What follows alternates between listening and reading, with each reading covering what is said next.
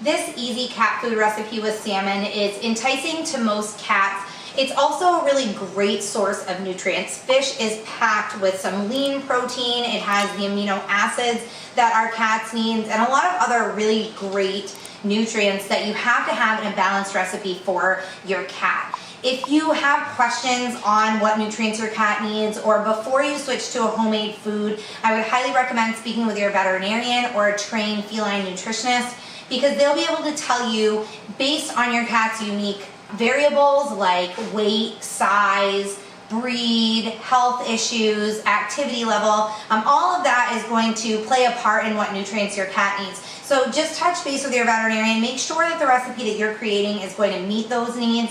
And you could certainly use a different fish if you wanted to. I'm using salmon. You could use any kind of canned fish. You could even substitute for like a ground chicken or ground beef or ground turkey if you prefer to do that, or if fish is hard to find in your area. And I know with all of the COVID increases, all of the supply and demand issues and the cost of everything right now, fish might not be feasible for everybody on every budget. So certainly it can be substituted if you prefer to use a different protein source.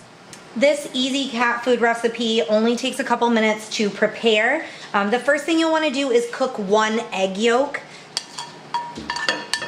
And then you're going to want to cook your salmon. You can use canned salmon that's already cooked. If you have fresh or frozen, you're just going to want to cook that.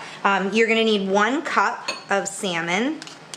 You're also going to want to steam some broccoli. You only need a tablespoon, so you just have to steam like 1 or 2 small pieces of broccoli, and you're just going to want to dice that really small. And the last ingredient is 2 tablespoons of unsweetened applesauce.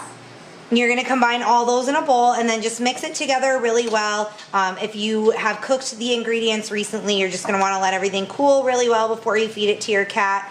This will make about 3 servings. If you're interested in the nutritional values in this recipe or the serving size guidelines, click the link below. It'll take you to my written guide. You can print the recipe out to share it with your veterinarian or have on hand for when you're cooking. Or you can also see on the bottom of my recipe, it will show all the nutritional facts as well as the serving guidelines and information on how to store the leftover food. If you guys have any other questions, feel free to email us. Thanks for watching this recipe guide.